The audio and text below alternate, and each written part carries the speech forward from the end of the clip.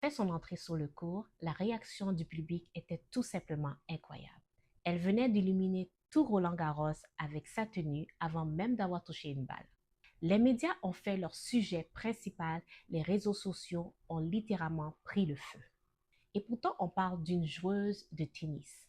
Mais on est loin des standards du tennis des années 50, là où il fallait se conformer à un vestimentaire strict. T-shirt blanc, jupe blanche, basket blanche, pas de place pour l'expression personnelle. Les fédérations dictaient les tenues, les règles, les comportements, voire l'attitude des joueurs. En 2026, nous sommes en ère open. Et Naomi, l'icône japonaise, est venue faire sauter toutes ces règles, toutes ces barrières, toutes les interdits. Nous avons déjà connu ça à l'arrivée de deux autres icônes, Vénus et Serena Williams, qui ont brisé les règles capillaires et vestimentaires. Naomi Osaka est la génération suivante qui est venue faire sauter la dernière barrière vestimentaire du tennis. Il n'est pas étonnant de voir des grandes marques de sport créer des tenues vestimentaires de plus en plus sophistiquées pour les joueurs. J'aimerais que tu prêtes attention à cette vidéo puisque ça te donnera des informations qui te permettra à bâtir un branding très fort recherché par des partenaires. Si tu me découvres pour la première fois, je suis Moni Bong, épouse et mère de 4 merveilleux enfants. Ici, je partage mon parcours d'entrepreneuriat, mes débuts difficiles et sincères dans la création de l'entreprise et dans l'industrie de la mode. Si ce contenu te parle, n'oublie pas de liker, de partager et de t'abonner à ma chaîne. Ça m'aide énormément à faire grandir cette chaîne. Mais de qui parle-t-on? Qui est vraiment Naomi Osaka? Naomi Osaka est née le 16 octobre 1997 à Osaka, au Japon. Fille d'un père haïtien et d'une mère japonaise. Deux cultures, une identité, une seule femme. Sa famille s'installe aux États-Unis lorsqu'elle a 3 ans. Commence à taper sur sa première balle de tennis sous la direction de son papa. Après son passage chez les juniors, elle fait son entrée professionnelle à 16 ans. Elle se révèle dans le monde de tennis en battant à l'âge de 20 ans Serena Williams en finale de l'US Open en 2018. C'est fit un tremblement de terre dans le monde de tennis.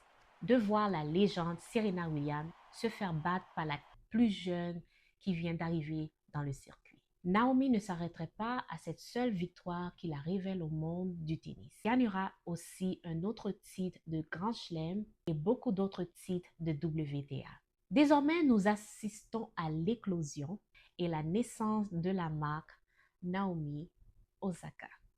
Ce que j'admire vraiment chez Naomi Osaka, c'est qu'elle n'a jamais joué seulement un rôle, même dans ses moments les plus difficiles. En 2021, en pleine ascension de sa carrière, elle annonce publiquement qu'elle souffre de dépression et d'anxiété sociale. Elle se retire de Roland-Garros en plein tournoi pour soigner sa santé mentale.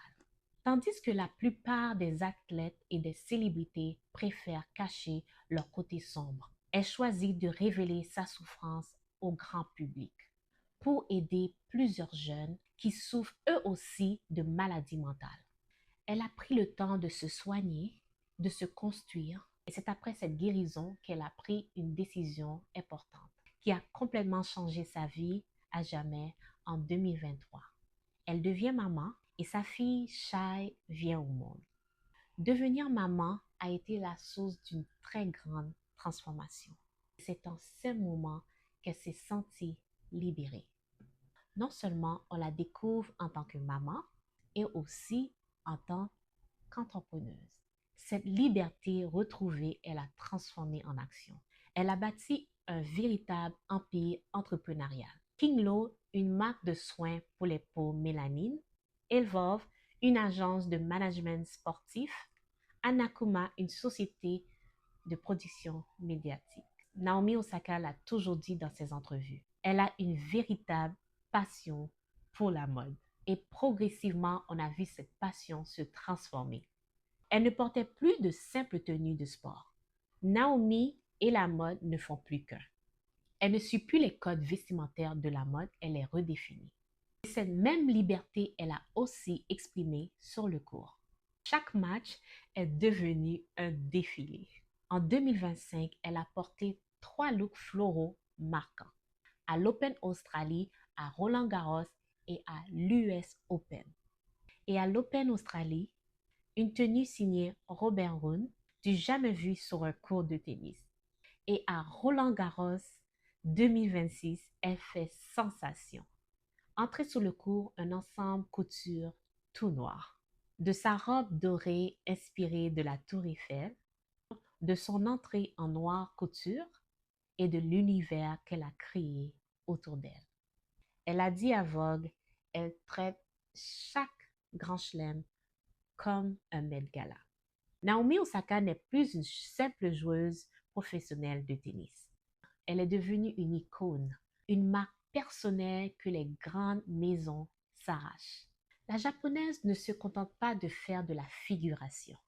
Elle impose, elle réinvente, elle fixe les codes vestimentaires selon ses propres règles. Et pour cause, elle est ambassadrice de l'une des maisons de luxe les plus prestigieuses au monde, Louis Vuitton. Elle n'a pas juste signé des contrats, elle a construit des entreprises qui lui ressemblent, son image, ses valeurs, ses business, tout s'aligne. Tu n'as pas besoin d'être Naomi Osaka pour appliquer ce qu'elle incarne. 3 choses font la force de son image. 1. L'intention. Chaque look, chaque apparition est réfléchie. Rien n'est laissé au hasard. 2. La cohérence. Sur le cours, hors du cours, sur les réseaux sociaux, tout raconte une même histoire. Numéro 3. L'originalité. Elle puise dans sa culture, dans sa vie de maman, dans ses valeurs. Elle ne copie personne. Que tu aies une boutique, une page Instagram, un site internet, un site e-commerce, ces 3 principes peuvent te servir à créer, élever et fixer le standard de ton propre branding. Bâtir un branding comme l'a fait Naomi Osaka peut être quelque chose qui se fait à coup de tête, car c'est une décision stratégique qui nécessite une réflexion et un plan approfondi bien défini. Maintenant, je suis très curieuse de savoir comment définirais-tu ton branding actuel? Écris-moi en commentaire. Je lis tout. Et si cette vidéo t'a apporté quelque chose aujourd'hui, n'oublie pas de liker, de partager et de t'abonner à cette chaîne. Et je vous mets la prochaine vidéo, 7 secondes pour convaincre, qui s'accorde vraiment bien à cette vidéo. Je te la mets juste ici. Et on se dit rêve, réalisation, succès et à bientôt pour la prochaine vidéo.